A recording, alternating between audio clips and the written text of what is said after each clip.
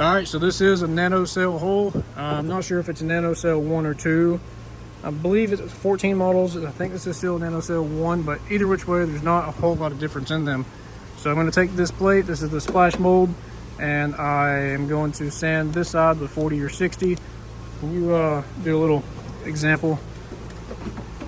And then I've got some epoxy over there mixed with some milled fibers, and we're going to hit that outside edge of the new part and we're going to put in a couple of drill holes. That way we can pull up on it and keep as much pressure against this inward surface here. And we sanded it with some like 80 or 60 on this inside area. And then I'm going to mix up some more milled fibers, Cabosil, and epoxy resin. I'm going to jam these little areas right here while I do my wet layup. And I think we're going to use some 3610. 1708 would be ideal, and some cloth. I'll just have to see what we got. But when you're doing these NanoXcel repairs, it's always very important to take off material around your damage as far as possible. I might even take it a little bit farther right here, because if you don't do that and you only do what's like required and do this small area, then when you do all your laminate, and by the time you sand and shape it, it's going to be way too thin of a laminate, and you're going to be left with basically just some fibers and mostly epoxy resin, which your repair will fail instantly. And I see some guys fill this thing full of foam. Personally, I've done it before, and it's also failed, because you can literally push on the laminate itself while it's, after it's primed and painted, and you don't want to really be able to do that. We want to build this thing up as strong as possible. We're going to go ahead and get some laminate put on this thing and take you guys along with us. So right here we've got some holes drilled in it so we can pull up on it when I put the epoxy resin and Cabosil milled fibers around this area right here. It was a little short, so I ended up adding a couple layers of top strand mat and 3610 on both sides. Looks like it kind of shifted that way to the right a little bit.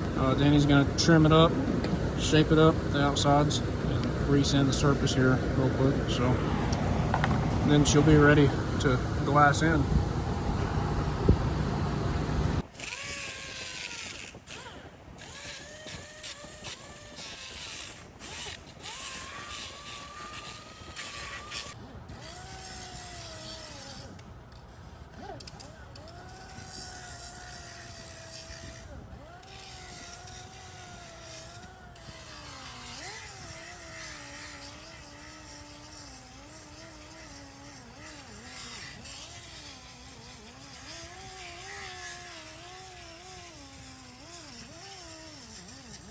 Alright, so we've got our epoxy resin. This is a wet system mixed with milled fibers and a little bit of Cabosil. And I'm just going to run it along the border of this. I hope this is enough, because we are a little bit low on epoxy. I don't keep it on the shelf. I try not to keep it on the shelf very long. I only really order whatever's necessary. This is a fast hardener too. We're doing this on the front facing, because remember, we're going to be pulling it toward us. So I'm really layering it up, letting it get thick.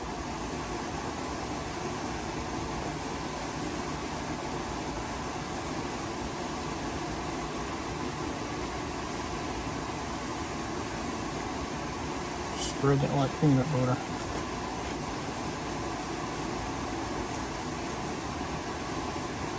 That way when you pull it, you have enough material where it's going to kind of squish itself and go where it needs to go. The corners always seem to need more. Yeah, right there. You always lose a little bit too putting it in.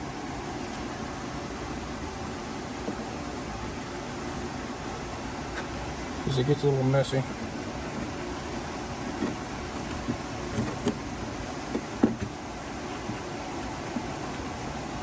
Damn, Danny, how do we get this thing in?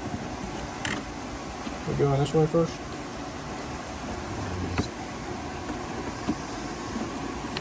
Yep, there we go. Take my stick.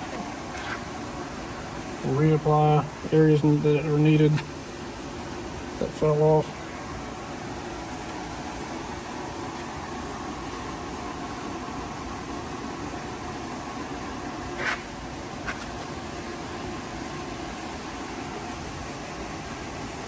We do have a little bit of a gap right here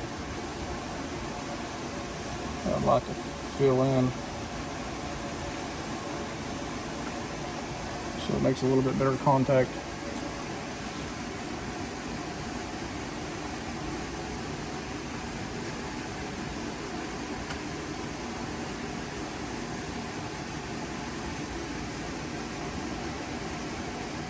All these areas have a little bit of extra,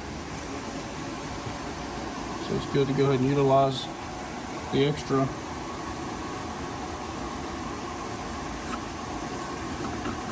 Now, this is like never seen before. No videos. You won't see nobody showing you any little tricks like this. So you gotta be very careful what you see on the internet.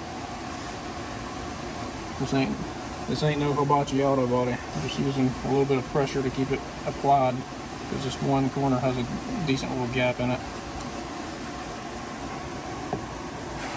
Yeah, the epoxy itself is really warm, so we know it's catalyzed good. Just give it the little finger swab method. Really good pull. If you have a heat gun, this is where a heat gun comes in handy. Why don't you grab that one? Unfortunately, Milwaukee hasn't figured out how to make a heat gun last more than about a minute and a half. Let me try and double this one up with both hands. Or if you want, yeah, I can. We have a fresh pattern. Alright, so I'm getting some heat to it right now, and it's starting to kick. The epoxy is really, really hot. I'm just pulling on it with about, I don't know, probably about 30 pounds of pressure, 20 or 30.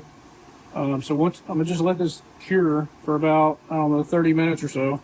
And then we're gonna come back over this area, knock it down with some like 40 or 60 grit, probably some 60 grit on the DA, and get it ready for pretty much a little bit more epoxy resin, cabosil, and milled fibers. That way we can get into the radiuses or little nooks and crannies, and of course the 4 holes that we drilled to do this with, and we'll do a laminate wet on wet.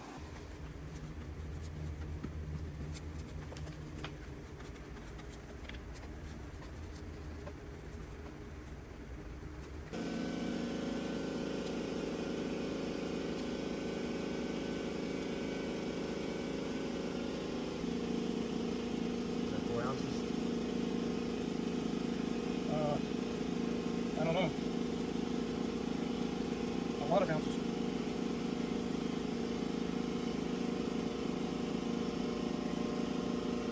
I'm trying to get this epoxy to become transparent at least a little bit better.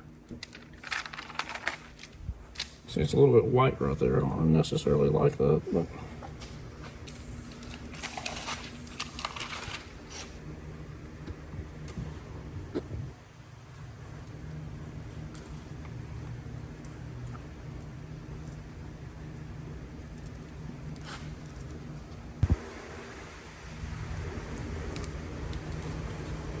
now if we can get just at least one layer of this on, I think we'll be okay.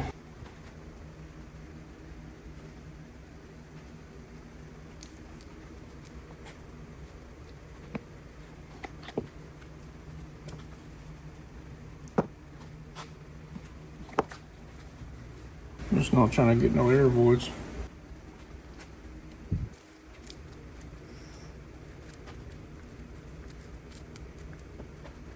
What is that they say, measure once, cut twice? Something like that.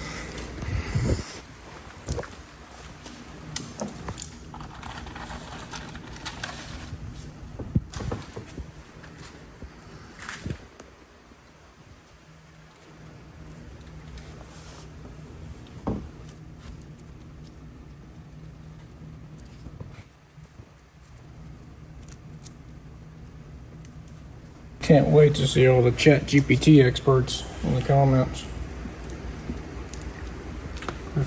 There's literally people that Google or take a screenshot and ask ChatGPT if I'm doing it right. Now I'm pretty sure there's like 0 air in here, but I'm just gonna be safe and go ahead and roll it out. You can tell this right here will be a little bit of a high spot, but it'll be fine. And this right here, there's a little bit of a low spot here and here.